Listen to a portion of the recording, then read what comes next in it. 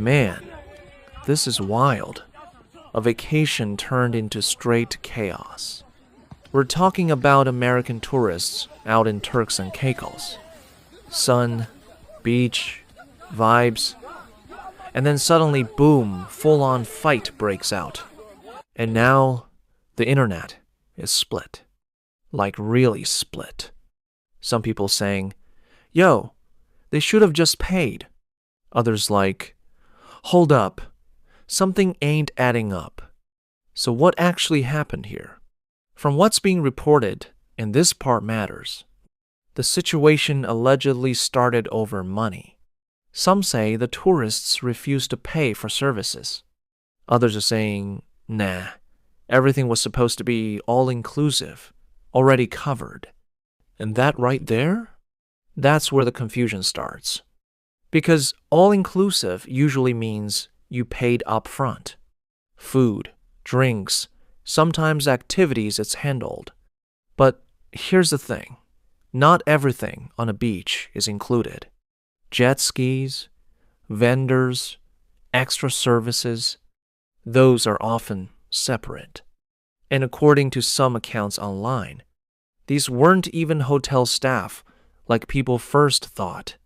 They might have been local beach vendors, possibly offering rides or services to tourists coming from cruise ships. And if that's true, then yeah, payment would have been expected. Now, here's where it gets messy. People online are like, I ain't gonna lie. I'm not fighting nobody overseas over money. Just pay and go. And honestly, a lot of people feel that way. Because once you're in another country, different laws, different rules. Something small can turn into a serious situation real fast. But then you got the other side saying, wait, nobody just gets jumped for no reason. Like, what led up to that moment? Was there arguing? Was someone disrespectful? Was alcohol involved? Because let's be real, vacation energy plus drinks can turn people loud real quick. And that's something people keep bringing up online. Some folks saying, Americans be going overseas acting wild. Not everybody, obviously, but that stereotype? Yeah, it exists. Then there's another angle people are talking about. And this one's important too. Some are saying local workers in tourist areas don't always make a lot of money. So when someone uses a service and doesn't pay, that hits different. You got people online like, those workers depend on that money. That's how they eat. And you can kinda understand that perspective. But then, flip it again. Other people are like, hold on, some vendors pressure tourists. You know what they mean. They hand you something, start offering services without clear pricing, and suddenly, you're expected to pay.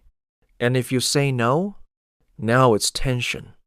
So now people are asking, was this a misunderstanding or a setup? And here's the craziest part. Somebody was already recording. Like, right before things popped off. People online are laughing like, no way you hit record knowing something's about to go down.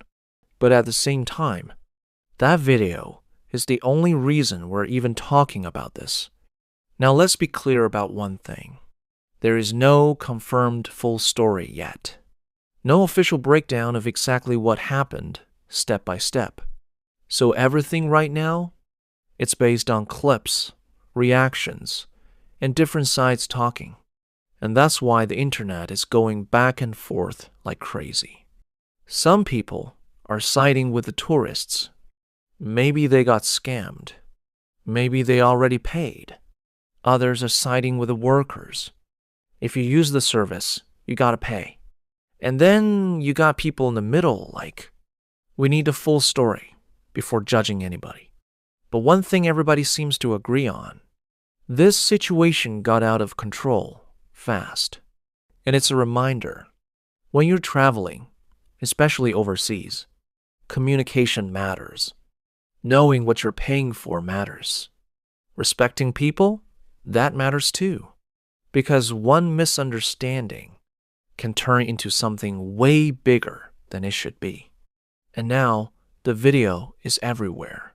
People reacting, debating, arguing, trying to figure out who was actually wrong here. Was it tourists refusing to pay for real services? Or was it pressure and confusion that led to everything blowing up? I ain't gonna lie. Situations like this make you think twice. Because it's easy to say what you do online.